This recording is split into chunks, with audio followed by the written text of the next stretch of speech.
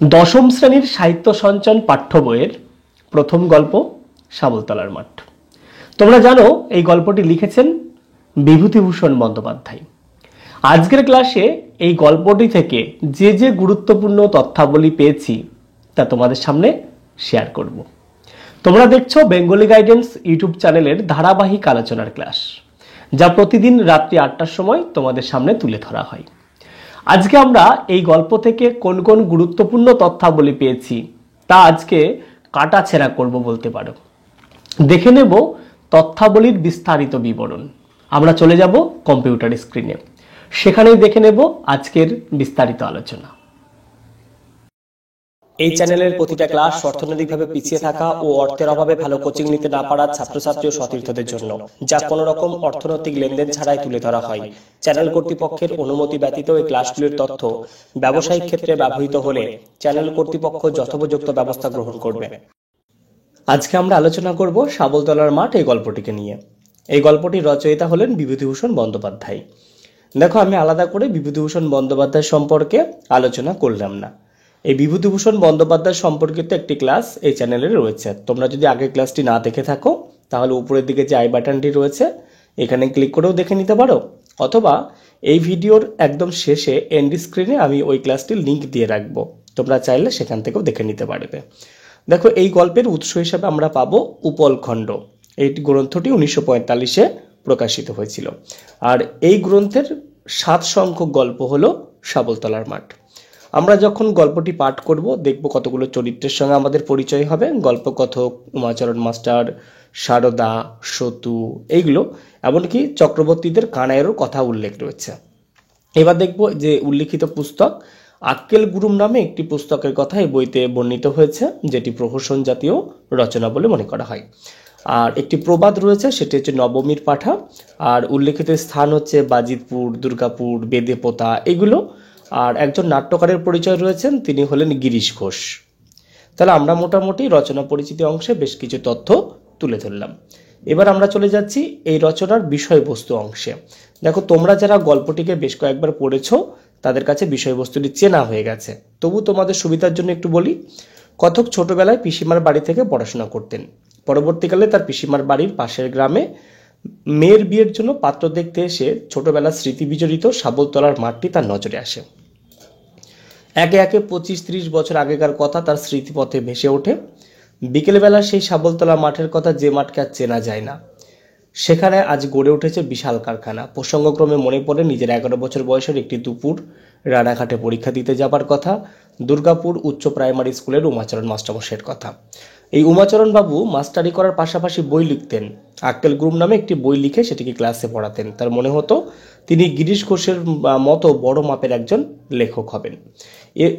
ঠিক এখন এত বছর পর উমাচরণ বাবু হয়তো আর বেঁচে নেই। তেমন নামের কোনো কবির কথাও কথক শোনেননি কোথাও, কিন্তু এত বছর পর সেই মাঠের কাছে আসতেই মাস্টারমশাইয়ের কথা মনে পড়ে যায়।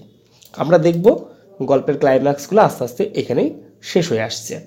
এরপরে আমরা চলে যাচ্ছি এই গল্পের বিস্তারিত আলোচনায়। দেখো, আলোচনার মধ্যে আমরা কতগুলো পার্টে ভাগ করেছি। যেমন শাবলতলার মাঠ প্রসঙ্গে কিছু উক্তি আমি আলোচনা করি। যেমন শাবলতলা মাঠের অবস্থান কোথায় ছিল। লেখকের পিসিমার বাড়ির দেশে শাবলতলার মাঠ অবস্থিত ছিল। তার দূরত্ব কত? দুর্গাপুর থেকে শাবলতলার মাঠের দূরত্ব ছিল 2 থেকে 2.5 ক্রোশ। আর শাবলতলার মাঠের চারিধারে চালা ঘর আর তাঁবু দেখা যাচ্ছিল। এখানকার ঝোপে শালিক, ছাতারে পাখির কলরব শোনা গিয়েছিল। শাবলতলার মাঠে পাঞ্জাবি কন্ট্রাক্টরদের মোটর দাঁড়িয়েছিল, আর ইঞ্জিনিয়ার ও ওভারসিয়ারের দল খেটে খেটে সারা হলো। বাতাসে উঠছিল চুন আর সিমেন্টের ধুলো। এইগুলো তোমরা যখন টেক্সট পড়বে তখন এগুলো পেয়ে যাবে। আর ছেলেবেলায় লেখকরা ট্রেন ধরার জন্য শাবলতলার মাঠে প্রায় 2 ঘন্টার বেশি সময় কাটিয়েছিলেন। শাবলতলার মাঠে খেলার পর প্রথমে সতু, তারপর কানাই মাস্টারমশাইয়ের খোঁজ করেছিল। এরপরে আমরা চলে যাচ্ছি পরবর্তী অংশে। পরবর্তী অংশে কি আছে? লেখক চরিত্রের আলোচনা। এই যে লেখক সম্পর্কে যে কথাগুলো বর্ণিত হয়েছে সেগুলো আমরা একটু দেখব।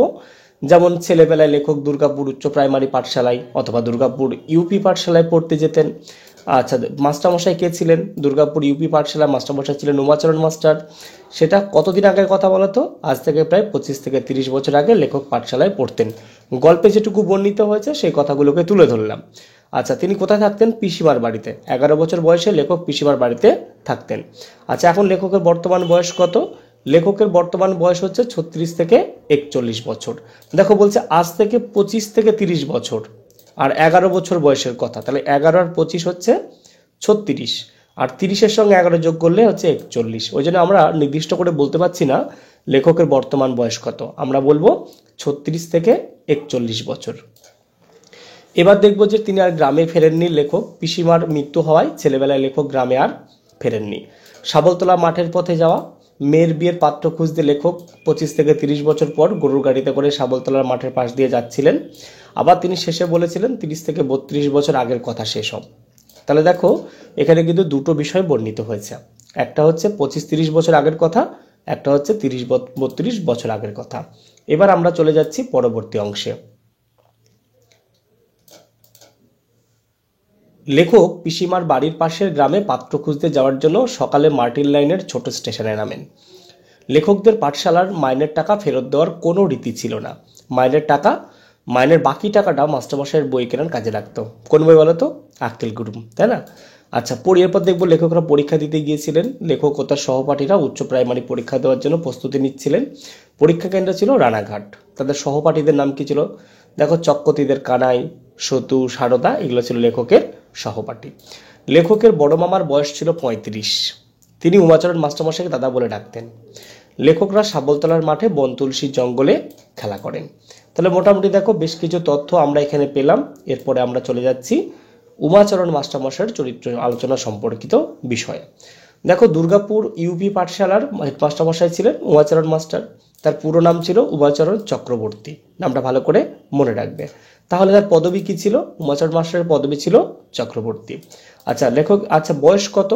লেখকের মতে তার ছেলেবেলায় উমাচরণ মাস্টারমশাইয়ের বয়স ছিল 40-এর উপরে। বয়স জিজ্ঞাসা, মানে প্রথম বয়স জিজ্ঞাসা করেছিল কে? লেখকের ক্লাসের সারদা উমাচরণ মাস্টারের বয়স প্রথম জিজ্ঞাসা করেছিল। আচ্ছা, এই উমাচরণ মাস্টারের চেহারা কেমন? মুখমণ্ডল দীর্ঘ, গোঁফযুক্ত, মুখে বসন্তের দাগ আঁকা রয়েছে। সে পৌর। আচ্ছা, কোথায় থাকেন, অর্থাৎ বাসা কোথায়? গ্রামের রায় জমিদারের ভাঙা কার্নিশে পায়রার বাসাওয়ালা বৈঠকখানার এক পেশে সেকালে তক্তপোষে তিনি থাকেন। আচ্ছা, এবার আমরা দেখব উমাচরণ মাস্টারের একটি গ্রন্থ রয়েছে, সেই গ্রন্থটির নাম হচ্ছে আক্কেল গুরুম। আচ্ছা, এই গ্রন্থের ধরনটি কেমন? আক্কেল গুরুম হচ্ছে প্রহসন জাতীয় রচনা। তাহলে দেখো আমরা এর মধ্যেই প্রচুর তথ্য কিন্তু এক জায়গায় পেয়ে গেলাম। এবার আমরা চলে যাচ্ছি পরবর্তী অংশে। পরবর্তী অংশে কি, এই যে আক্কেল গুরুম গ্রন্থটির কথা বললাম, এই গ্রন্থের বিষয় কি ছিল? এই গ্রন্থে ইংরাজি পড়া এক ছোকরার কথা বর্ণিত হয়েছে। এরপর দেখব যে এই উমাচরণ বাবু কাব্যচর্চা করতেন। তিনি কাব্যচর্চা করতেন কোথায়? চালতা বাগানের মাঠের ধারে বসে। আচ্ছা, তার সঙ্গে কার তুলনা করা হয়েছিল? গিরিশ ঘোষের সাথে তাকে তুলনা করা হয়েছে। আচ্ছা, এরপরে দেখব যে গিরিশ ঘোষের সমকক্ষ বলে মন্তব্য করেছিল কে? গোবরডাঙ্গার সেজবাবুর শালা। লাইনটাকে একটু ভালো করে মাথায় রাখবে। 9 আনা পয়সার পরিবর্তে মাস্টারমশাই লেখককে আক্কেল গুরুম বইটি দেন। পিসিমা উমাচরণ মাস্টারকে পোড়ামুখ মাস্টার বলে গালি দিয়েছিলেন এবং লেখককেও গালি দিয়েছিলেন। আক্কেল গুরুম বই ফেরত দিয়ে পিসিমা কেষ্ট শতনাম বই আনতে বলেন। উমাচরণ মাস্টারের ধুতির সংখ্যা ছিল কটা বলো তো দেখি? 2টি ধুতি ছিল। আর উমাচরণ মাস্টারের ঘরের দেওয়ালে পেরেকে হুঁকো ঝুলতো। তাহলে দেখো মোটামুটি আমরা উমাচরণ মাস্টারমশাই সম্পর্কিত বেশ কিছু তথ্য দেখে নিলাম। এবার চলে যাচ্ছি অন্যান্য তথ্যাবলীর একটু আলোচনায়। দেখো, বড় বড় লেখকরা সবাই প্রথম জীবনে তার মতো স্কুল মাস্টারি করেছেন। তার মতো কার মতো বলতো? উমাচরণ মাস্টারের মতো। তাহলে উমাচরণ মাস্টারমশাই এই মন্তব্যটি করেছেন। আচ্ছা, এরপরে মাস্টারমশাই একজন বড় পণ্ডিত, মাস্টারমশাই একজন আসল কবি, এটা সতু এই উক্তি করেছিল। তাহলে দেখো আমরা মোটামুটি 3টে বিখ্যাত উক্তি এখানে দেখে নিলাম। এরপরে কিছু অন্যান্য তথ্যাবলী তোমাদের সামনে তুলে ধরছি। যেমন কানাইয়ের মা পুটুলিতে নারকেলের নাড়ু আর রুটি দিয়েছিলেন। শাবলতলার মাঠে খ্যাকশিয়ালের গর্ত ছিল। আলোচ্য রচনায় গল্পকথকের মনোভাব ছিল শান্তি ও স্বাধীনতার জীবন সন্ধানী। উমাচরণ মাস্টারের প্রকৃতি অনুষঙ্গ উপলব্ধি করিয়ে বড় শিক্ষকের কাজ করেছেন। তাহলে দেখো মোটামুটি এই গল্পাংশ পাঠ করার পর যে তথ্যগুলো পেলাম তা তোমাদের সামনে তুলে ধরলাম। তাহলে এই হচ্ছে আজকের বিস্তারিত আলোচনা। আজকের আলোচনামূলক ক্লাসটি এখানে শেষ করলাম। ক্লাসটি তোমাদের কেমন লাগলো কমেন্ট বক্সে জানাতে ভুলো না। দেখা হচ্ছে আগামী দিন অন্য কোনো নতুন আলোচনামূলক ক্লাস নিয়ে। ততক্ষণ তোমরা ভালো থাকো, সুস্থ থাকো। তোমাদের এই চ্যানেলকে ভালোবেসে চ্যানেলের সাথে জুড়ে থাকো।